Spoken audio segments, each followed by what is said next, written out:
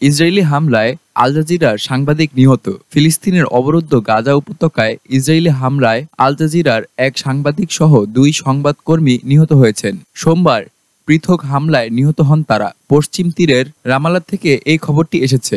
গাজার উত্তরে বেইত লাহিয়ায় সাংবাদিকদের একটি গাড়ি লক্ষ্য করে গোলাবর্ষণ করা হলে বেশ কয়েকজন নিহত হন। এর মধ্যে আল জাজিরার সাংবাদিক হোসাম সাবাত অন্যতম।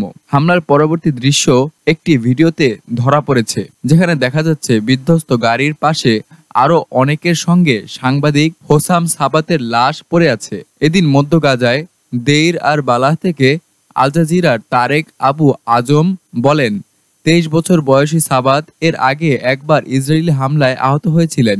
এরপর সুস্থ হয়ে ফের গাজায় সংবাদ সংগ্রহে নেমে পড়েন।